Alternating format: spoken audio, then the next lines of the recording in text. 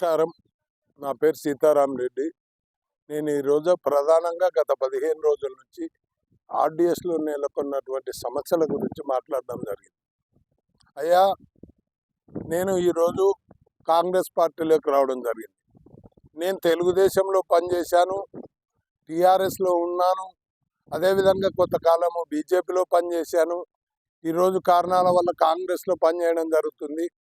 మరి నేను కోరుకునేది అన్ని పార్టీలను, ఇటు భారతీయ జనతా పార్టీ కానీ, కాంగ్రెస్ కానీ, బీఆర్ఎస్ వాళ్ళని, అలాగే కమ్యూనిస్టు వాళ్ళు కానీ, ఈ యొక్క బీఎస్పీ వాళ్ళు కానీ, ఎవరినైనా కోరుకునేది ఒకటే, రైతుల పక్షాన మీరు రండి, మీరు ఇక్కడ పర్యవేక్షించండి, మీకు కావాల్సిన మెటీరియల్ మేము ఇస్తాం, మాకు కావాల్సినటువంటి సమస్యల గురించి కూడా మేము మీకు లెటర్ ద్వారా ఇస్తాం. మీరు ఒకరికొకరు వ్యక్తిగత విమర్శలకు పోకుండా, మీరు ప్రభుత్వంలో ఉన్నవారు మాకేం చేస్తారు, మా యొక్క నీటి వాటాని ఏ విధంగా తెచ్చిస్తారు, మాకు కావాల్సిన సౌకర్యాలు రిజర్వాయర్లు కానీ, లేక ఈ యొక్క బ్యారేజీని కానీ, లేదు ఒక పెద్ద ప్రాజెక్టు కానీ, లేదు ఒక పెద్ద పైప్ లైన్లు కానీ, మా యొక్క ఆయకట్టుని స్థిరీకరించండి, మాకు ఆయకట్టుకు రావాల్సిన నీటి వాటాన్ని పరిరక్షించండి తప్ప మీరు వచ్చి మా ఆనకట్ట దగ్గర వ్యక్తిగత దూషణలు, వ్యక్తిగతటువంటి మాట్లాడకండి. అధికారంలో ఉన్నటువంటి వారు ఏం చేస్తారు, ప్రతిపక్షంలో ఉన్నటువంటి వారు అధికారులను కానీ, ఇక్కడ అధికారంలో ఉన్న నాయకులతో అసెంబ్లీలో కానీ, శాసన మండలిలో కానీ, లోక్సభలో కానీ ఏ విధంగా దీన్ని మీరు చేయిస్తారు? లేదు, మీరు రేపు వచ్చే భవిష్యత్తులో మీ యొక్క ప్రజల తీర్పు వల్ల మీ ప్రభుత్వం వస్తే మీరు ఇక్కడేం చేస్తారు?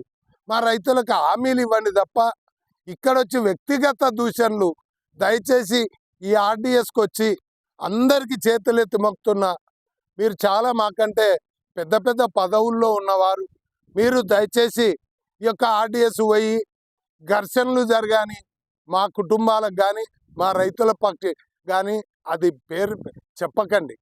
మీరు ఏదైనా ఉంటే మాకేం చేస్తారు? ఈరోజు మీరు ఏ విధంగా మాకు ఆర్డీఎస్కి రక్షించాలనుకున్నారు?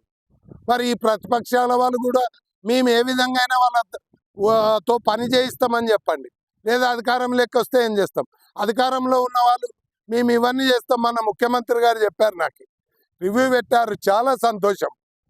మాకు జితేందర్ రెడ్డి ద్వారా ఈరోజు ఒక అవకాశం వచ్చింది, చెప్పుకున్నాం, ఆయన కూడా బాగా స్పందించాడు. మాకేం కావాలి, మా డిమాండ్స్ విన్నాడు.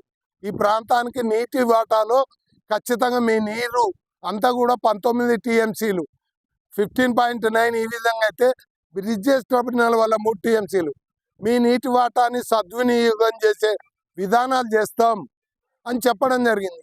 కానీ అమలు చేయండి, ఇవి చేయండి అని కూడా నేను మా రైతుల పక్షాన వేడుకుంటూ, ఇంకొకసారి వ్యక్తిగత ఘర్షణలు కానీ, వ్యక్తిగత దూషణలు కానీ మా ప్రాంతంలో, మా నెట్వర్క్స్లో కానీ, మా తుమ్మిళ్ళ లెఫ్ట్ దగ్గర కానీ ఈ యొక్క వ్యక్తిగత దూషణలు అన్ని పార్టీల వాళ్ళు చేయకూడదని మా రైతుల పక్షాన నా విన్నపం.